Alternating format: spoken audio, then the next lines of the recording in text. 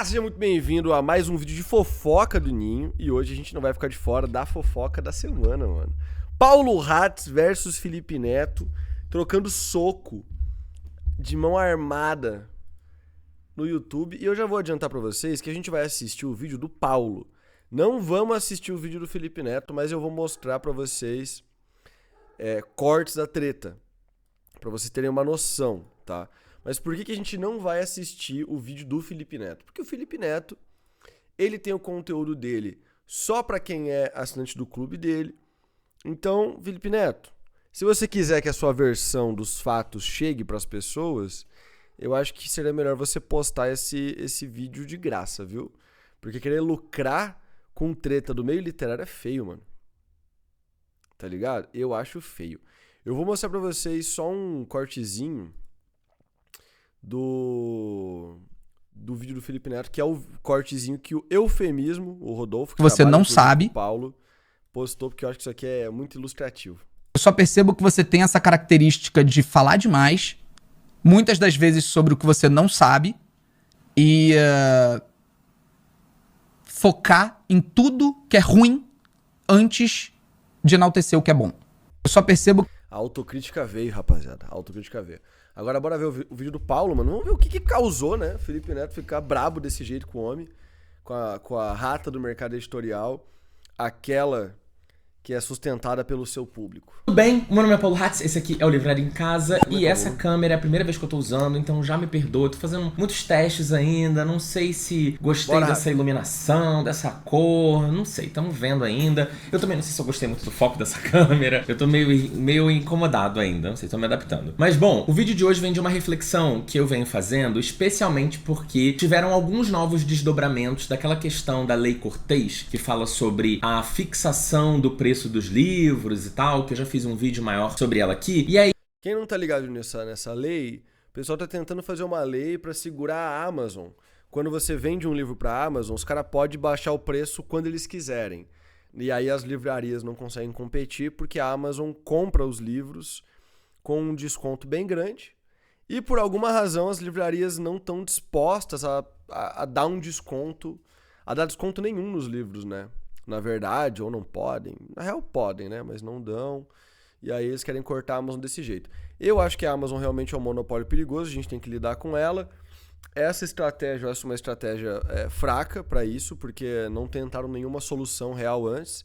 Mas eu acho uma discussão super necessária, porque a Amazon vai realmente engolir geral. Já engoliu geral. Eu comecei a ler um pouco sobre aquilo e eu falei que queria atualizar vocês de algumas coisas, mas eu fiquei fazendo umas reflexões sobre futuro, né? Futuro da literatura, futuro da criação de conteúdo, né? O futuro desse mercado. E aí eu achei que seria um ponto interessante pra trazer aqui, pra gente conversar um pouco, ser mais um bate-papo. Eu não tô trazendo aqui nenhuma fórmula, nenhuma solução, nem nada. Eu acho que é mais uma reflexão que a gente que gosta de ler e que, né, tá mais perto desse mercado de alguma forma, deveria estar fazendo, deveria estar se questionando, né? O que vem aí, como que vem aí. Antes de a gente começar, por favor, não deixe de me seguir no canal, de se inscrever nas minhas redes sociais, entrar no nosso canal do Telegram, de apoiar o Livraria em Casa, participar do nosso clube do livro, enfim. Vamos embora começar logo então e tocando já nesse ponto da Lei Cortês que eu falei pra vocês, que é essa lei da precificação do livro. Eu não vou repetir tudo que eu já falei no primeiro vídeo, o objetivo aqui é ser um pouco mais sucinto e dar mais as novidades, mas num resumo de 10, 20 segundos, é uma lei que tá tramitando no Congresso e que fala sobre a fixação do preço dos livros durante o período de 12 meses do lançamento dele, né? Por mais 12 meses, todas as lojas têm que praticar o mesmo preço daquele livro, o máximo de desconto que elas vão poder dar é de 10%. Esse basicamente é o resumo do que é a lei, do que é o projeto de lei, tá sendo discutido, né? A PL. E aí tá tendo o encontro de editores, livreiros, distribuidores e gráficos, organizado pelo pessoal da CBL, que é a Câmara Brasileira. Pô, inclusive eu queria ir pra esse encontro aí, só que, se eu não me engano, tá? Posso estar enganado, mas acho que era tipo 500 pau pra você pisar lá dentro.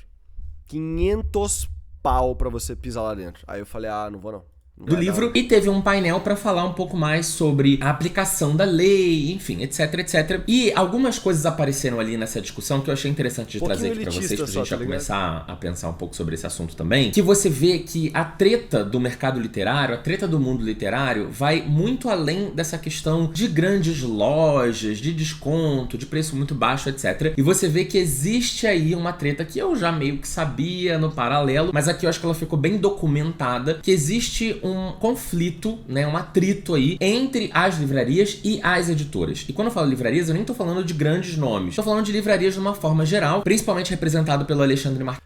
Mano, antes mesmo do Paulo falar sobre o treta de livraria e editora, a gente sabe que tem muito calote que livraria dá em editora hoje em dia. Muito calote, então tem uma insegurança das editoras trabalhar com livraria, porque a livraria só quer fazer consignado, que você paga pra editora só depois que o livro vende. Aí a livraria fica com 50% do valor e muitas, inclusive, estão dando calote. Aí a editora fica insegura. Mas sem a editora, né? Fica insegura. Mas sem a livraria, a editora fica muito limitada. Então é meio que uma relação de eu sou obrigado a colocar na tua livraria. As grandes redes e tal, né? E pra colocar nas pequenas, inclusive, dá trabalho. E aí muitas vezes as pequenas têm que comprar. E aí elas só vão comprar os grandes títulos, né? Raramente vão fazer apostas. Enquanto a Amazon tem dinheiro infinito. Compra, em vez de botar consignado, compra. Então, pô, é tipo assim, é um competidor forte para as livrarias que estão dando calote e só pegando consignado. Martins Fontes, que é presidente da ANL, né, Associação Nacional das Livrarias, e o Alexandre, além de presidente da ANL, ele também é editor e ele também é livreiro. Ele tem uma livraria, a livraria Martins Fontes. E como eu falei pra vocês, eu acho que ficou bem claro ali essa treta entre editoras e livrarias, é quando eles falam sobre essa modalidade que existe aqui no Brasil e que tá ficando cada vez mais popular, e esse foi ali um dos motivos polêmicos, né, um dos pontos polêmicos levantados, é como as editoras estão cada vez mais trabalhando e vendendo diretamente para o cliente final, sem passar pela livraria. Então, incentivando cada vez mais que os clientes comprem livro pelo site da editora, façam pré-venda pelo site da editora. É que também, gente, 50%, pelo amor de Deus, tá ligado? O livro tá caro pra caramba. Aí você vai deixar de 50% na mão da livraria? E uma coisa que eu já falei aqui no passado, mas pra quem não sabe, pra quem tá perdido aí, é que normalmente a negociação entre editoras e livrarias prevê que na divisão ali do preço do livro, 50% fica pra livraria e 50% pra editora. Então se você compra um livro por R$50, isso sim, gente, em regras gerais, tá? Tudo pode mudar, negociações, talvez tenha um preço contratado que não seja o preço exatamente exercido ali pela livraria. Mas enfim, normalmente é 50-50. Então se você paga R$50, tecnicamente 25 tá ficando pra livraria, 25 tá ficando pra editora ou algo assim. O ponto é que se a editora elimina a livraria na negociação e vende diretamente pra você no site próprio ou até em algumas outras feiras, que eu já vou entrar nesse ponto também, a livraria não recebe nada. E a editora pode inclusive cobrar mais barato. Ela não precisa cobrar 50, porque ela tava contando na verdade com 25, né, com a 50% que era dela. Então ela pode vender por 40, por 35 e ainda assim ela vai ter um lucro maior do que ela teria pela livraria. É lógico que ela vai ter também um custo maior de logística, né, de envio, de manutenção, de todo esse armazém para fazer todas as embalagens e mandar para todo mundo, que normalmente quem tem essa obrigação é a livraria, se for uma livraria online, ou se for uma livraria física, eles têm todos os custos de ponto fixo, funcionários, etc, etc. E aí, por exemplo, tem uma fala dele que tá lá na Publish News. Só pra complementar aqui, mano, mas vale muito a pena vender em site próprio em vez de vender na livraria. Vale muito, muito, muito, muito a pena. Que ele fala assim, ou seja, editora oferece descontos que se os livreiros oferecessem, eles fechariam as portas. As editoras hoje no Brasil cada vez mais atuam no sentido de atravessar o caminho das livrarias, a convidar os leitores brasileiros a não visitarem as livrarias e comprarem diretamente nos seus sites. Eu diria que essa é a nossa grande luta. Então você... aí eu tenho que dizer que eu estou do outro lado dela, mano. Porque ao mesmo tempo que o livreiro tá falando, pô, ali foi o Martins Fontes, né? Conheci ele pessoalmente, inclusive, né? Eu não sei se ele me conheceu, mas eu conheci ele pessoalmente. Porque eu acho que ele não ligou muito pra mim no momento. Mas também ele não sabia quem que eu era, né? Eu não falei que eu era editor, eu só me apresentei. Só dei oi, beleza, não sei o quê. Mas assim, um cara claramente simpático. Porém, mano, assim, você tem livraria, uma loja, tá? Uma loja física. Em um mercado onde o online ele já não tá chegando, tá consolidadíssimo. Aí você tá reclamando que as editoras estão querendo evitar deixar 50% do valor do produto delas para você, que vai fazer um estoque de livro com uma porta aberta e a pessoa entra lá e compra. O que você tá oferecendo para esse cliente final de verdade para entrar lá e comprar? Porque os espaços de destaque não é de graça. para você colocar livro em livraria, você precisa de distribuidora. Porque a livraria mesmo não negocia nem com editora independente. Se a gente chega hoje numa Saraiva, eles não aceitam negociar com a gente. Eles só negociam com distribuidora. Ou seja, já cria uma barreira ali para você não conseguir entrar, sabe? E, cara, a gestão de distribuição, ela é cruel. Então você tem um custo criado para gerir o envio de livro para livraria e a livraria vai ficar com 50%. Se tá envolvido com a editor, com a distribuidora, você vai perder mais uns 10 a 15% ali no processo ainda. Então imagina, pô, 65%.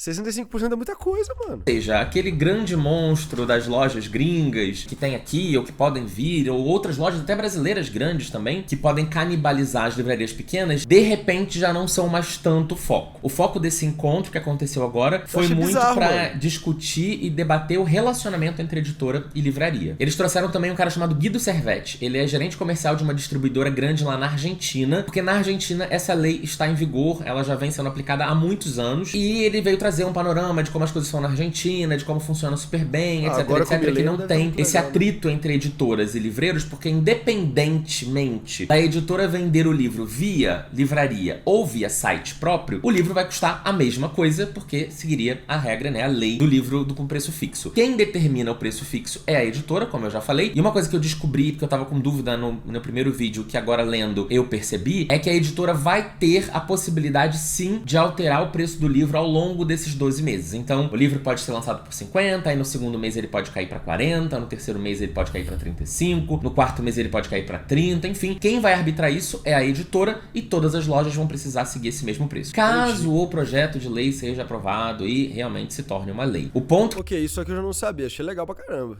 Que foi levantado e o resumo, a conclusão de tudo isso, até que o pessoal da Publish News fez desse encontro que aconteceu recentemente, é de que o projeto está cada vez mais longe de ser executado na prática. Então eu quis trazer pra vocês só uma atualização, não é nada demais, não aconteceu muita coisa, mas eu acho que esse ponto é um ponto que eu já tinha ouvido falar no mercado. Pô, e até agora nada do Felipe Neto, né? Mas que eu não tinha visto sendo trabalhado tão na prática, assim, que é esse atrito entre as marcas, né? E já que a gente tá falando de novidade... Calma, antes dele partir pro outro assunto, deixa eu falar um bagulho, mano. As livrarias deveriam estar pegando na mão dos editores e brigando contra a Amazon, pra Amazon não continuar aumentando a porcentagem que come da galera e impedir a Amazon de monopolizar como você consome livro no Brasil. Porque depois que tem um monopólio, quem tem a bola manda no jogo, tá ligado? Não, vamos brigar aqui as livrarias que estão passando fome. Porque o produto livro está caríssimo no Brasil, porque o papel no Brasil é caríssimo, isso aí afeta o meu mercado. Essas grandes editoras têm outros BO com eles lá. O meu BO é com o monopólio do papel no Brasil. Imprimir livro no Brasil, em tiragens de 100, 200 exemplares, 300, em gráficas brasileiras, é caríssimo. É caríssimo. Eu já cotei coisa fora do Brasil e no Brasil. Fora do Brasil a gente paga menos da metade do preço de impressão. Mesmo que lá fora os caras pratiquem dólar, sabe? Então é absurdo, é surreal. Nesse sentido aí, temos que brigar sobre o monopólio do papel no Brasil. Temos que brigar com a Amazon para ela não virar a dona da bola, porque já tem uma dona da bola no papel e já estamos se lascando por causa disso. Aí os livreiros vão querer brigar com as editoras. Com as editoras. Do que vem por aí, eu quero contar pra vocês uma coisa que acabou de ser anunciada. Como vocês sabem, eu trabalho muito com o pessoal da Insider, então quase sempre, independente se usa preto diferente, shirt, ali, usa act shirt aqui, por técnica dos pais, precisa de todas as que se requisita branco, então a TV Neto hoje, esposo de celular com menino, começa a acabar fazendo esse vídeo e que me fez fazer algumas pesquisas e ler algumas coisas sobre esse futuro do mercado literário, da literatura como um todo, do conteúdo literário e tal. Foi uma preocupação que eu tenho, porque eu venho percebendo. Vem pro jogo. Vem com a Betfair. Bet, rapaziada, bet. Aqui em outras redes e tal, que o consumo de ficção vem dando uma diminuída. Especialmente agora, pós-pandemia, né? Eu venho percebendo que o consumo literário veio dando uma caída, principalmente quando a gente tá falando de ficção. E isso, pra mim, acende um alerta, né? Um sinal que me deixa um pouco preocupado de como que vai ser daqui 10, 20, 30 anos, a gente como sociedade, especialmente no Brasil, o que as nossas próximas gerações vão fazer a ficção crescer ou diminuir. Eu até trouxe alguns pontos aqui que eu vou falando também ao longo desse vídeo, pra gente fazer uma reflexão. Achei que a gente ia ter um vídeo sobre o Felipe Neto, nós estamos tendo um puta vídeo da hora aqui, que o Felipe Neto aparentemente é só um clickbait. Reflexão sobre geração Z. Então assim, ó, não saia do meu vídeo também, vamos ver porque vai chegar o Felipe Neto. Z, sobre a geração Alpha, que vem aí depois da Z, umas diferenças em relação, por exemplo, a mim, que sou millennial. Por exemplo, uma coisa que eu venho reparando aqui no Brasil, que já é uma realidade internacional, principalmente nos Estados Unidos muito grande, que é cada vez mais a gente vê formatos de entregas de história diferentes, né? Então, por exemplo, a gente tem visto cada vez mais as editoras brasileiras, fora as editoras que são conhecidas por publicar capa dura, como, por exemplo, Darkside, Morro Branco, etc. A gente tá vendo outras editoras, né? Editoras mainstream, mais famosas, as principais editoras, trabalhando cada vez mais livros em capa dura. Principalmente nessa coisa de edição comemorativa, que é uma coisa muito comercialmente... Mano, capa dura é pra você pegar gente que não lê e sim gosta de coisa bonita na estante ou na mesa, sabe? Ah, eu tenho um livro do Darkside na minha mesa de centro, olha que bonito que é. Já leu? Putz, nunca li.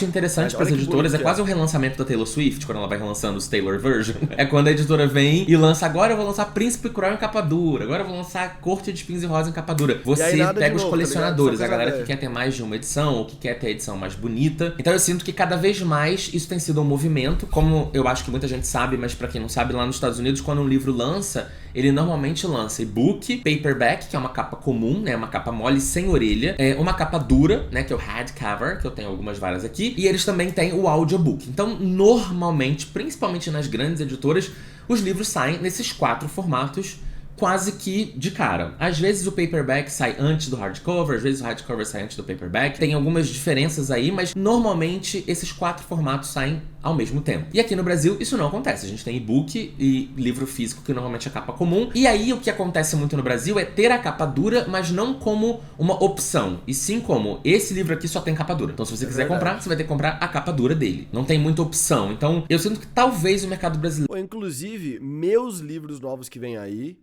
tá? Do Loja das Plumas, o Corvo Negro e a Fênix Rubra, eles vão sair versão capa dura e versão brochura. E versão e-book também. Vai sair de cara. Sempre foi o previsto. Então legal saber que eu estou aí à frente do meu tempo.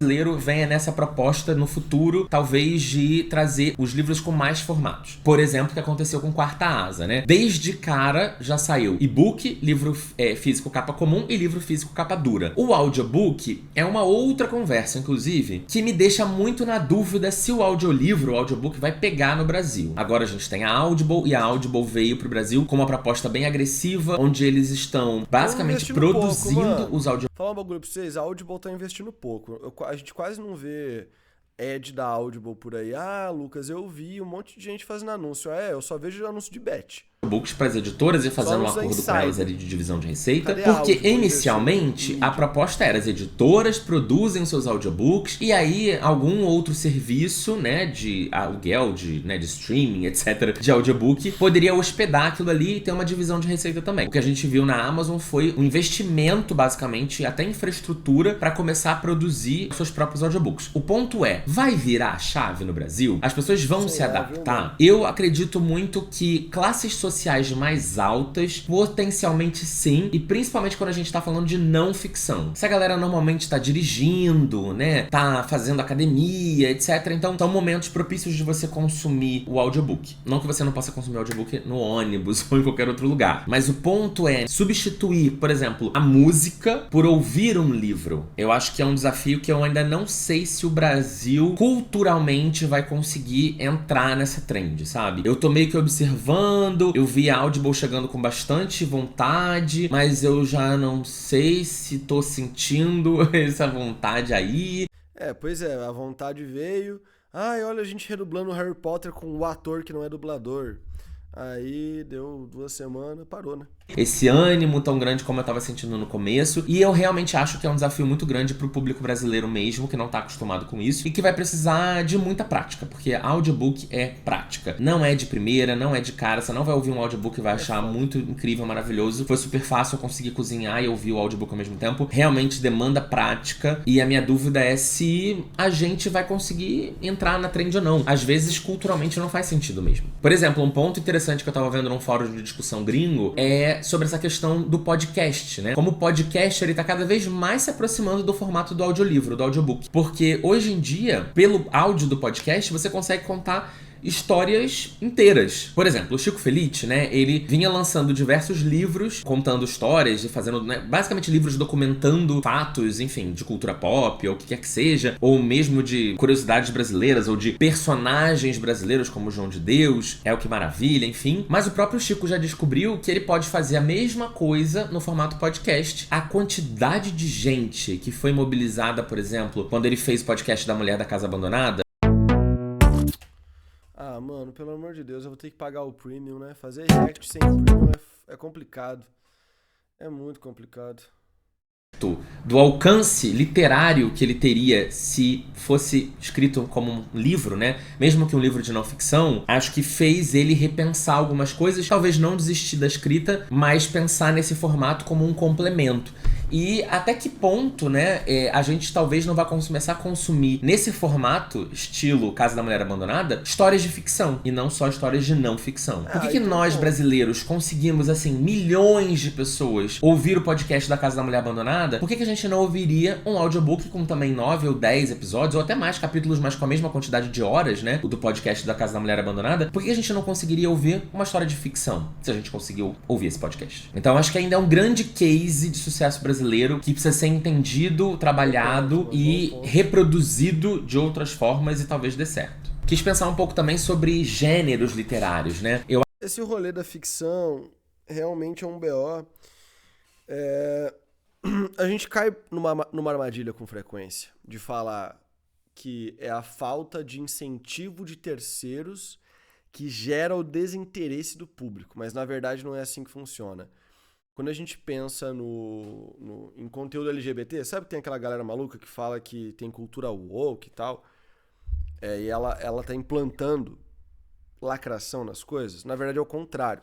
O público não aceita mais tão bem assim obras que são só de homem branco hétero, né? A gente acha estranho. E eles descobriram que colocando representatividade nas obras, eles vendem melhor, vende mais.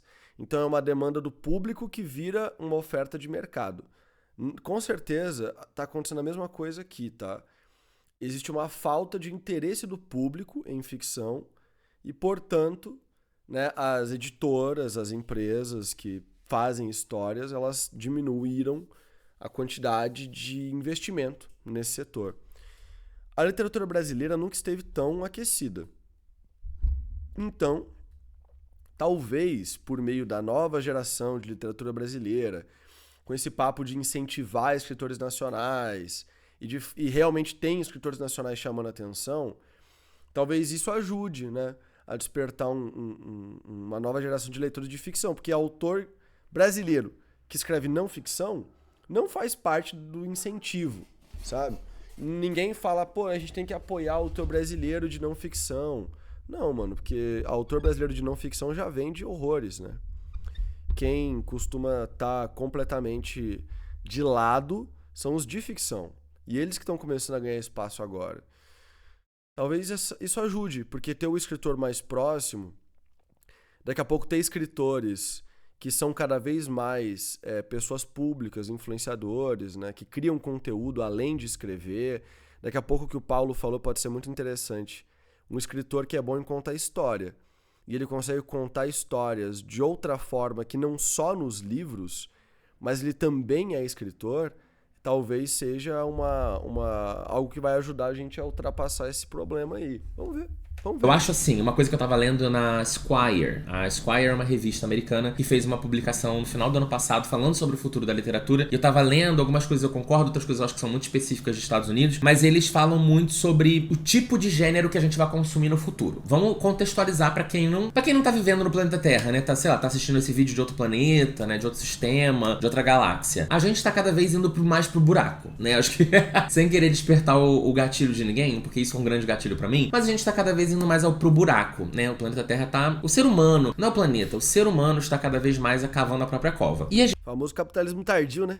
gente já está vendo cada vez mais os desastres acontecendo e tal. E uma coisa que me fez refletir sobre isso, até antes de ler a matéria da Esquire, foi quando teve a pandemia, vários livros de distopia, principalmente livros que tocavam nesse ponto de vírus, etc., e de apocalipse e aquela coisa toda, bombaram muito. Eu lembro até que foi aquele livro Estação 11, como é que é o nome mesmo? Estação 11. Esse livro Estação 11 teve um lançamento bem modesto aqui no Brasil, na época que ele saiu, anos atrás, e aí na pandemia ele teve um boom, de repente todo mundo começou a ler ele porque ele fala sobre um vírus e tal. Então assim, hoje a gente tá vendo que o mercado ele tá muito dominado, os grandes sucessos, né, por romantasia e por romances como um todo, né, que pode ser um estilo L. Hazelwood ou até um estilo mais Colin Hoover, e aí tem variações dentro do romance, mas eu acho que o romance e a romantasia, que não deixa de ser um romance, mas com aspectos fantásticos, hoje são os grandes carros-chefes da ficção, pelo menos, né, que dão muito dinheiro pros autores, pros editores, que sustentam grande parte do mercado literário, não só no Brasil, mas acho que talvez no mundo, não sei, nos Estados Unidos, em alguns países da Europa, talvez. Mas eu acho que quanto mais passar o tempo e quanto mais as crises ecológicas se aprofundarem, eu acho que mais a gente vai gravitar em torno de ficções científicas, voltar, né, para as ficções científicas, mas não essas ficções científicas muito louconas, acho que coisas mais próximas da nossa realidade. A própria Esquire fala sobre isso, fala sobre volta de distopia, fala sobre volta de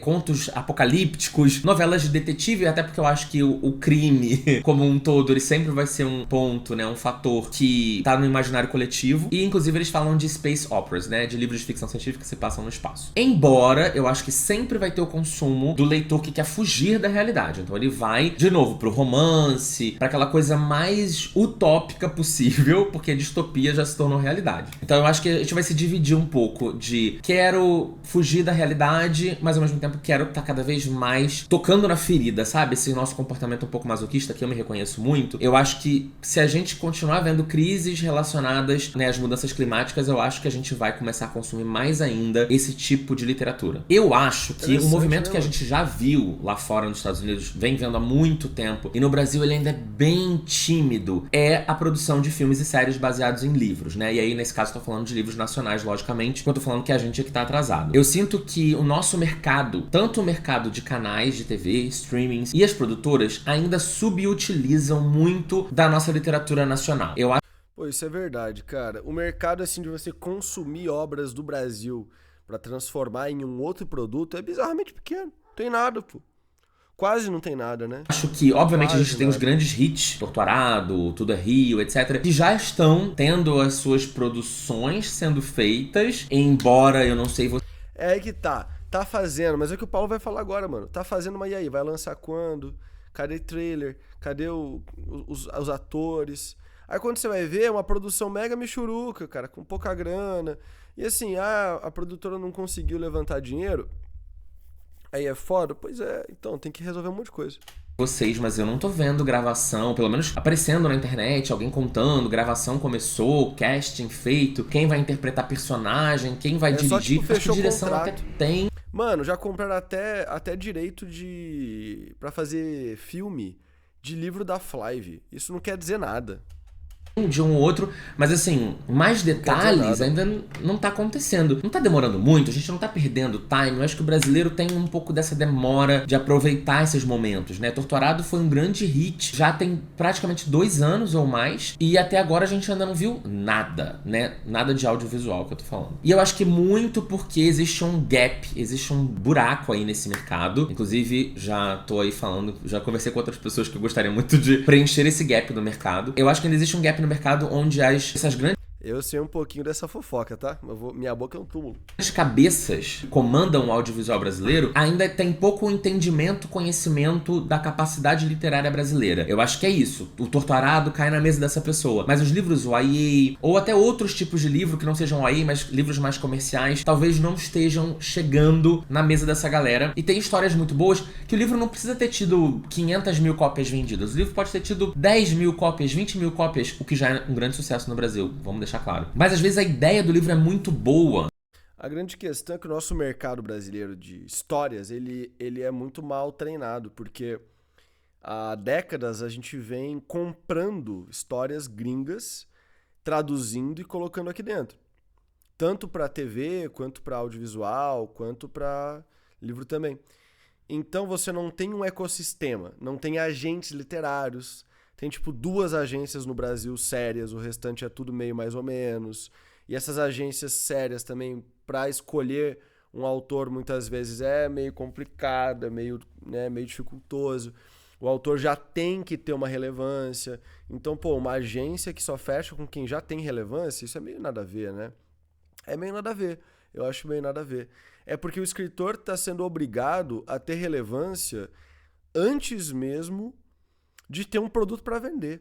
E isso é muito triste, porque eu tenho que falar para os autores que publicam dentro da Flive, que é uma editora que eu enxergo que faz parte dessa solução do nosso mercado. Não é a solução do mercado, faz parte da solução.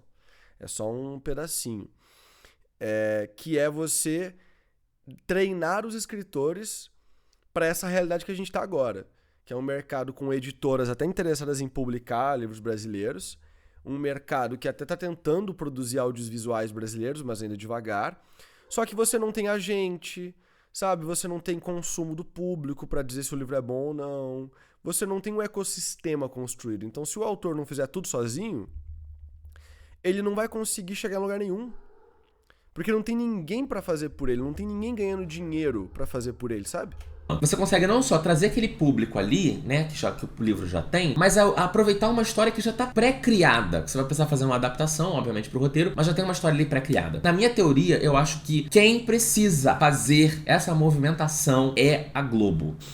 Eu acho que é lógico que os streamings estão vindo aí com força, Netflix, Amazon, etc. Todo mundo botando dinheiro pra fazer coisa e comprando direitos literários e tal. Mas eu me lembro muito bem de quando eu tava nesse mundo, vendo pessoas assim que não tinham, por exemplo, nenhuma experiência lendo livro jovem. Nenhuma. A pessoa lê Caio Fernando Abreu, a pessoa lê um livro gringo que tá hypado no momento, um Sidney Sheldon, aí pega uma Simone de Beauvoir pra ler uma não ficção, e aí essa pessoa recebe um pacote com 15 dias, tô dando um exemplo, tá? Não é o caso. 15 dias, romance real, conectadas. E essa pessoa vai ler esse livro pra decidir se aquilo cabe pra audiovisual. Mas você tá entendendo que essa pessoa não tem a sensibilidade? Ela vai ter outras sensibilidades, até porque, né? O conhecimento técnico de você entender o que é uma boa história, você tem, independente se é pra jovem ou não. Mas a sensibilidade de entender a cabeça do jovem e de ver o potencial que aquilo teria numa plataforma tão grande como uma Netflix, uma Amazon, uma Apple TV Plus, ou sei lá o quê. E é por isso que eu falo muito que a Globo tem esse DNA brasileiro, que eu acho que deveria assumir esse protagonismo cada vez maior, de trazer isso. E não só trazer conteúdo brasileiro, trazer livro brasileiro pra tela, mas trazer livro latino-americano também. Porque é isso, ninguém vai trazer... Ai, Paulo, deixa quieto essa história aí, mano.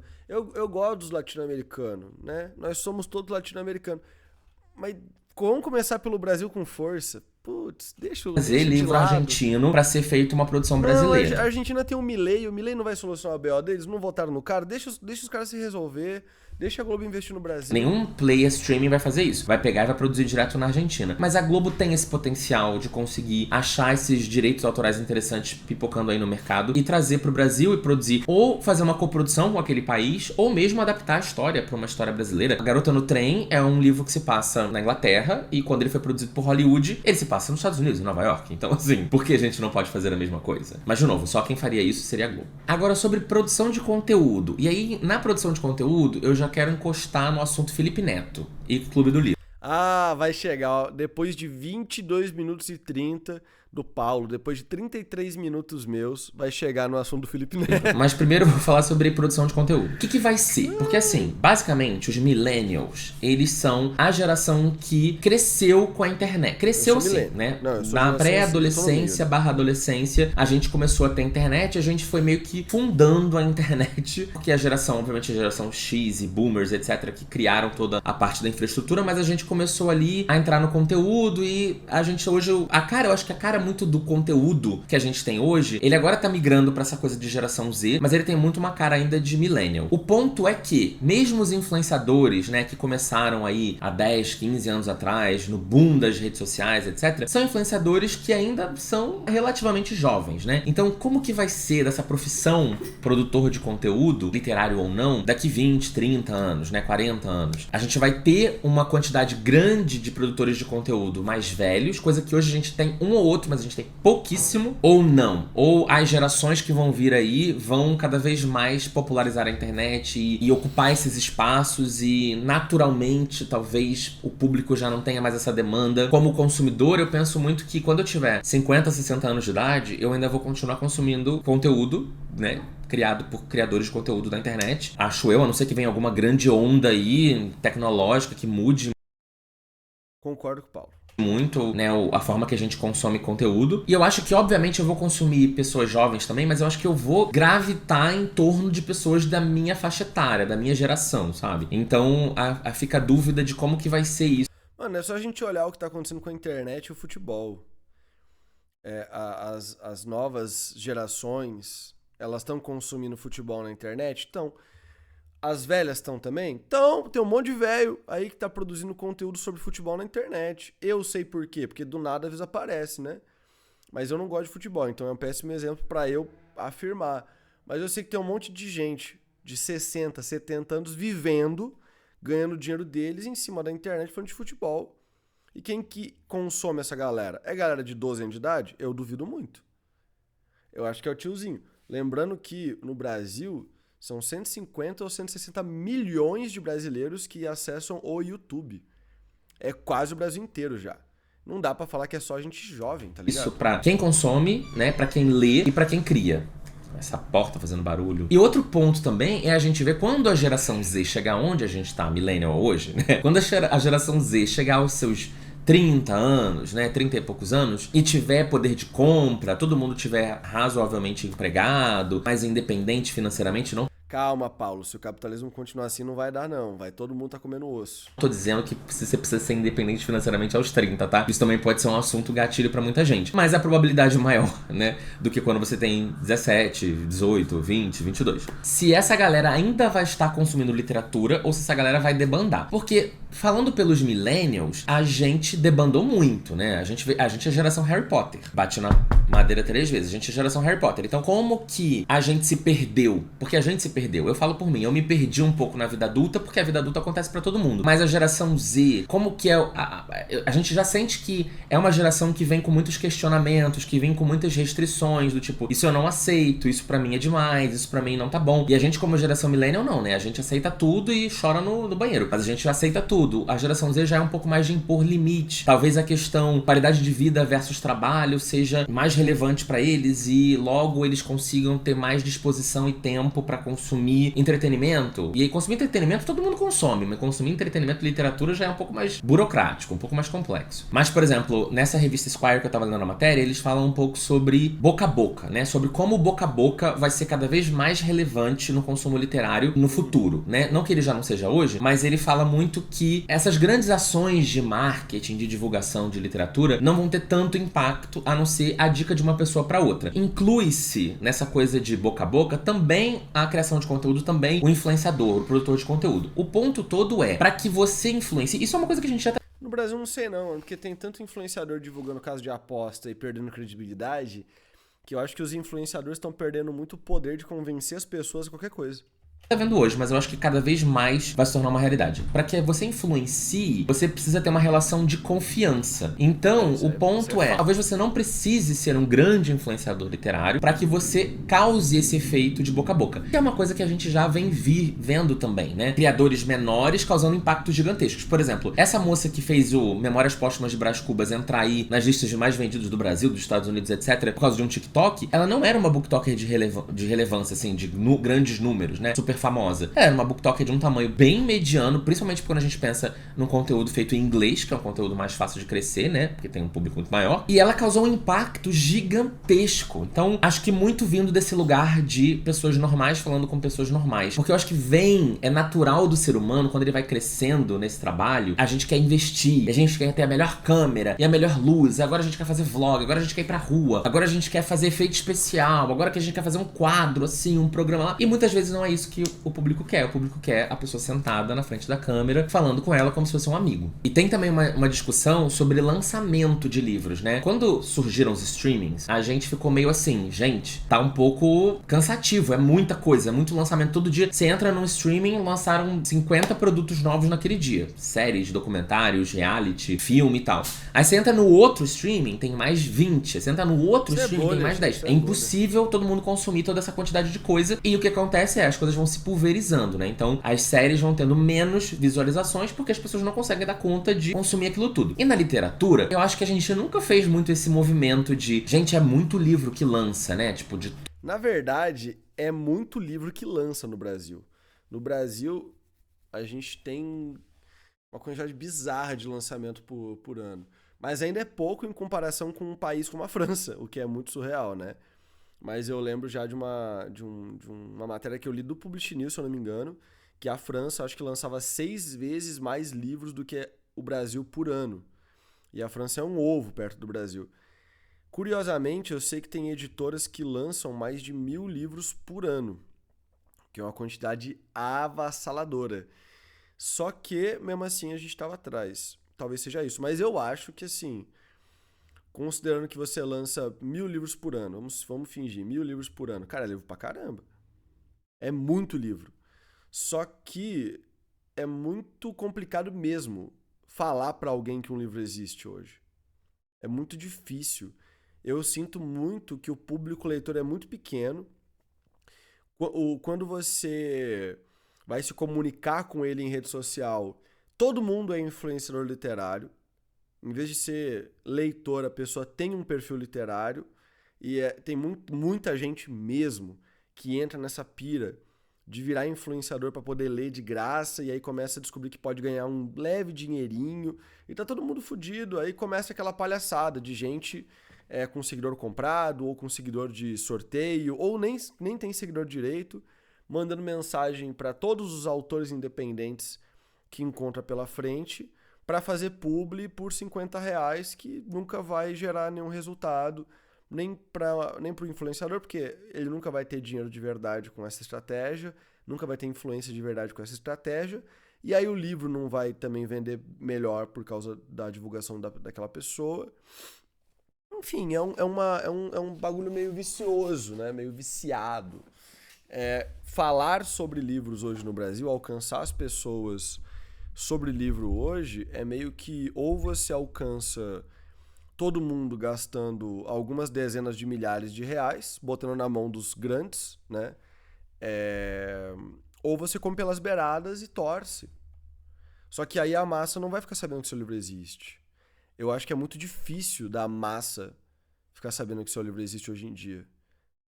Então, por mais que tenha milhares e dezenas, se bobear centenas, acho que centenas não, mas dezenas de milhares de livros novos sendo lançados no Brasil todos os anos, a maior parte desses livros não vai vender nem 10 exemplares. Todos os gêneros possíveis, e até dentro dos gêneros que a gente gosta, mesmo assim sai muita coisa o tempo todo e a gente não consegue nem acompanhar. E aí o que eu tenho visto também nessas pesquisas que eu fiz é de como talvez a curadoria das editoras vai começar a ser um pouco mais colocada em prática. Então, por exemplo, sei lá, vamos pensar em Todavia, que é uma editora que publica livros mais cabeça, digamos assim, né? Torturado, por exemplo, publicado pela Todavia. Você pensa assim, não, a Todavia publicou um livro, eu nem sei do que é, mas se a Todavia publicou, eu confio na curadoria deles. Isso é uma coisa que hoje em dia ainda não acontece tanto. Eu acho que com algumas marcas sim, mas não com, principalmente com as grandes não, tipo Record, Intrínseca, Companhia. Uma própria Dark Side, mano, você compra o livro da Dark Side sabendo que a maioria não vai ser bom. Na opinião de muita gente, né? Porque você compra por outro motivo. Tem muito livro da Dark Side que realmente é só pra bonito mesmo. E eles mesmos sabem disso. A Companhia, eu acho que ela até tem uma reputação da galera confiar um pouco mais na curadoria dela, mas eu acho que isso ainda não é algo muito colocado em prática. É lógico que histórias, autores, né, que chama atenção, vai continuar sendo, né, representando um papel importante. Mas eu acho que as curadorias das editoras, principalmente as editoras menores, se elas forem bem feitas, né, e as pessoas começarem a ver valor naquilo, ou seja, menos lançamentos, mas lançamentos mais impactantes, talvez seja um fator determinante para as pessoas comprarem um livro, decidirem ler por uma história. Ainda tem a questão da inteligência artificial, que no meio literário a gente ainda tá vendo muito engatinhando, né? Tem a questão das capas, que inteligência artificial no nosso mercado a gente odeia e é isso aí, mano. Então vai tem sido uma super muito discussão tempo. E tal, capa e ilustração feita por inteligência artificial, né? mas já tem aí um monte de livro na Amazon pipocando que todo mundo já percebeu que é escrito por inteligência artificial e colocado como que não unlimited, ganhando dinheiro por página lida, aquela coisa toda, mas a gente não sabe se no futuro a gente vai conseguir, a gente vai conseguir, spoiler, a gente vai ter que conseguir coexistir com a inteligência artificial de alguma forma. Então, algum acordo social vai ter que se chegar na questão da capa e até mesmo em outras questões que são menos impactantes, por exemplo, sinopse. Será que a inteligência artificial tendo todo o material do livro escrito, ela não consegue fazer uma sinopse atraente sem ter que ter alguém pensando naquilo e calculando, será que esse texto tá atraente o suficiente, tá dando informação, não tá dando demais? Ou até usos que realmente substituam a criação humana. Eu gostaria que isso não acontecesse, principalmente nessa parte mais artística. Eu espero que o ser humano ainda seja protagonista das suas criações artísticas no futuro. Vocês imaginavam que a gente já tá discutindo esse bagulho 2 anos atrás? Eu não, mano. Gostaria de acreditar nisso. Daqui 20 anos a gente vai reassistir esse vídeo, vamos ver. E aí agora, vamos entrar em Felipe Neto pra gente conseguir encerrar esse vídeo, porque eu acho que... Porra, de novo, cara. É 3 anúncios, né? Um vídeo de 40 minutos ter 3 anúncios, eu acho que tá pago. Tá válido. Tem uns canais aí que eu assisto, mano, que vou falar um negócio pra vocês, como eu gosto de anúncio. Ponto muito interessante aí, de coisas que eu já vinha refletindo sobre, algumas pessoas me perguntaram sobre isso também em off, algumas outras coisas que eu li nessa matéria da Esquire, que se conectam exatamente com esse ponto que tava na minha cabeça quando eu comecei a pensar nesse vídeo. Agora e eu pensei nesse vídeo Felipe antes Neto, dessa matéria da Esquire, então foi engraçado. De Bom, pra quem não tá 46 sabendo, minutos. o Felipe Neto acabou de criar um clube do livro, que tem um nome Clube do Livro Felipe Neto.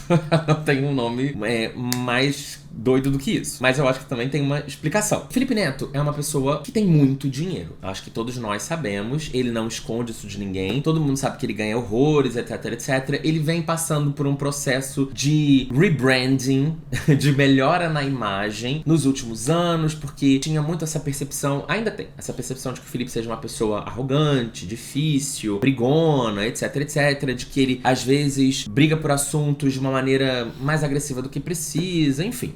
Já fiz um vídeo sobre isso aqui no canal, inclusive no ano passado. E aí o ponto é, beleza, Felipe é leitor, né? Felipe começou com essa coisa de postar sobre os livros que ele tava lendo nas redes sociais. Já de algum tempo ele vem fazendo isso, acho que 1 ou 2 anos, até que agora surgiu a questão do clube, que o primeiro livro do clube é o livro que ele tá lançando agora. Mas enfim, a proposta dele, pelo que eu tô lendo, não tem ainda muito uma estrutura feita. Ele até tava falando de, eu acho que talvez vai ser um livro adulto e um livro jovem no mês, ou em meses intercalados, então a coisa ainda tá se estruturando, pelo menos no momento que eu tô gravando esse vídeo. O ponto é que, beleza, o Felipe gosta de ler e pelo que eu sei, a literatura foi muito importante pra ele nesse processo de descoberta da depressão também, e de lidar com isso tudo, beleza, legal. E o Felipe, assim como qualquer ser humano do mundo, pode fazer conteúdo de livro. Não é porque ele faz conteúdo de XYZ ou porque ele fez isso ou aquilo que ele não pode fazer conteúdo literário. O mercado literário, e isso inclui os leitores também, vem mudando um pouco essa percepção com o Felipe desde aquela época que aconteceu aquela treta na Bienal do Rio, né, dos livros que foram censurados pelo Crivella, o prefeito. Também vem passando por uma mudança na posição política do Felipe, porque o Felipe foi muito vocal anti-Dilma, o Felipe foi muito vocal anti-Lula, falou abertamente que ele votaria em qualquer pessoa contra o Lula, inclusive Bolsonaro, e hoje ele tem uma postura extremamente anti-Bolsonaro e...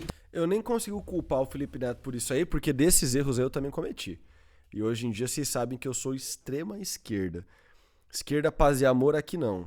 tá muito mais próximo do governo, e a gente sabe que o meio literário é um meio muito mais progressista, né? Um meio muito mais de esquerda do que de direita, ou conservador, ou enfim, como você queira chamar. E isso é importante, inclusive, até para esse momento agora em que ele tá trabalhando nesse mercado, né? Com esse público e com essas marcas. Porque daí vem naquela coisa, né? O Felipe, ele é muito inteligente e esperto. E esperto não é uma coisa negativa, tá? O Felipe é muito inteligente. Ele não ia criar um clube do livro do Felipe Neto com logo, com marca, com conteúdo, etc., se ele não tivesse vislumbrando oportunidades comerciais com essa empreitada. Senão ele ia continuar compartilhando as leituras dele no Instagram e no Twitter, que ele já vinha fazendo. E você percebe que é tudo muito estratégico. Por exemplo, a logo do clube. Ela é uma logo super simples, assim como o próprio nome do clube é super simples. É uma coisa meio uma explosãozinha com uma coisinha redondinha e tal, que facilmente essa logo vira um adesivo que facilmente vai aparecer na capa de um livro que o Felipe Neto recomendou e que bombou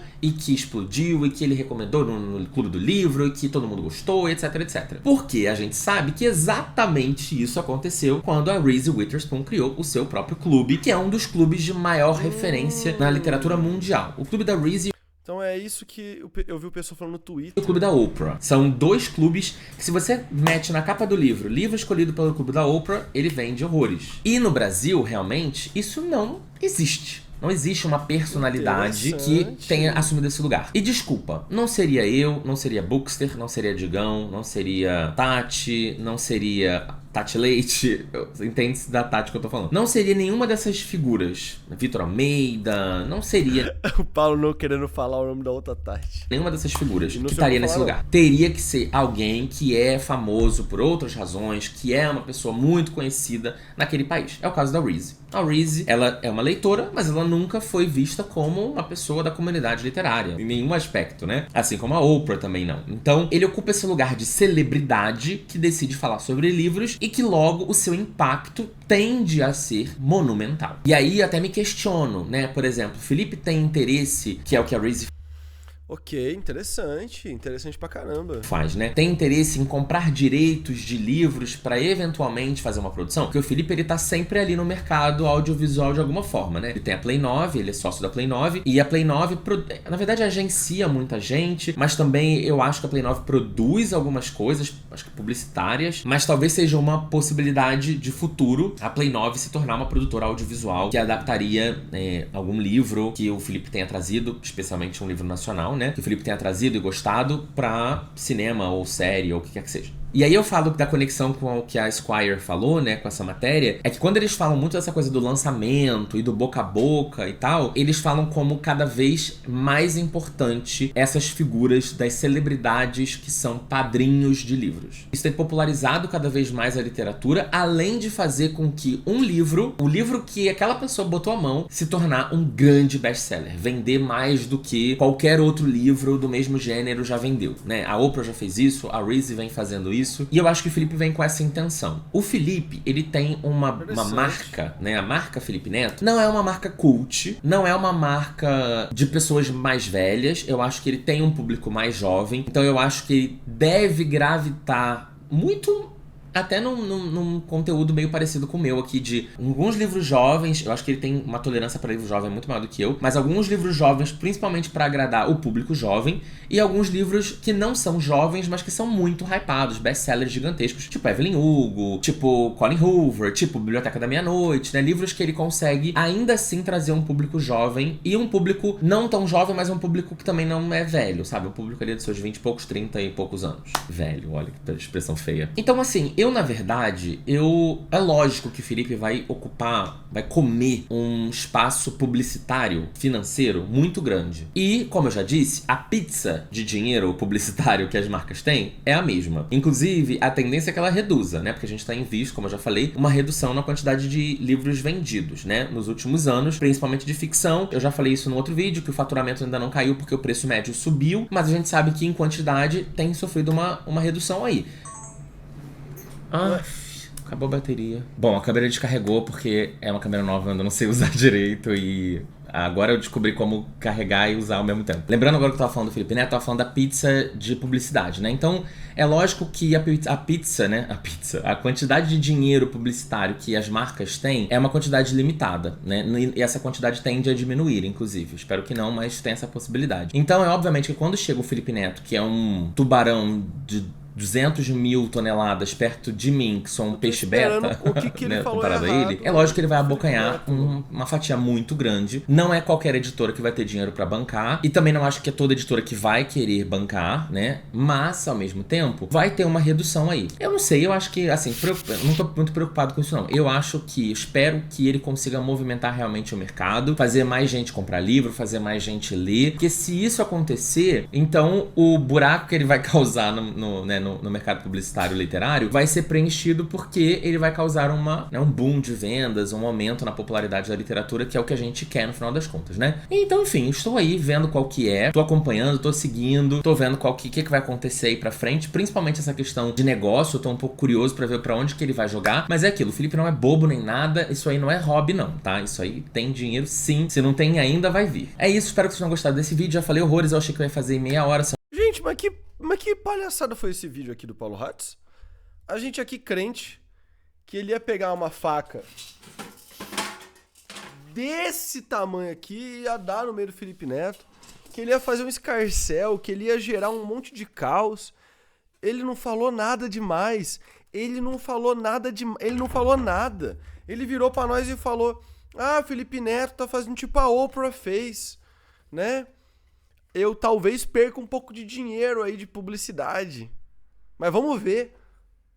E aí o Felipe Neto foi lá e chamou o cara... Peraí, vamos rever aqui o vídeo. Não, de onde que o Felipe Neto tirou isso aqui, cara?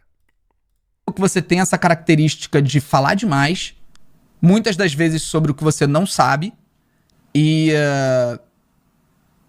focar em tudo que é ruim antes de enaltecer o que é bom. Porra, Felipe Neto, compartilha com a gente o que você usou, porque não dá pra falar que você tava 100% limpo vendo um vídeo desse e falando isso aí que você falou.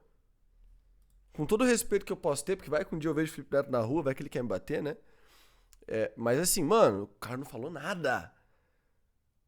Nada, foi decepcionante. Eu vim aqui com expectativa desse tamanho. O Paulo Hatz virou pra mim e falou: "Ah, Clube do Livro." Não tem nem como defender você, ô Paulo Hatz. Clickbait. Clickbait dos mais safados, cara. Olha isso aqui. Olha isso aqui. Olha isso aqui. Porra, que isso? Olha a thumb. Ele vai tomar nosso espaço. A cara do Felipe Neto aqui, ó, do tamanho que ela tem, né? Clube do Livro do Felipe Neto e o futuro dos livros. Ana, ele falou 5 minutos sobre o Felipe Neto. Falou bem. Nossa, pelo amor de Deus. Enfim, deixa o like, se inscreve no canal. Pelo menos foi um vídeo bom, né? O vídeo do Paulo é incrível. Só é um clickbait danado. E o Felipe Neto caiu no clickbait e ficou puto sozinho, mano. Pelo menos ele fez uma autocrítica, é isso aí. Beijo no coração de vocês. Se inscreve aí no canal e vire membro, tá? Vire um corvo pra poder enviar o seu texto pra ser lido, pra quem é escritor. Ver vídeos exclusivos pra membros. Foi mal, rapaz. Eu tô até desnorteado com essa doideira que eu acabei de ver. E esses vídeos exclusivos são mais pra galera que quer ser escritor, que gosta de escrever, gosta de literatura, pra quem escreve mesmo. Teu sonho é ser escritor? Então vira membro do canal aí que você vai ter vídeos só pra quem gosta pra caramba de escrever e quer ser escritor.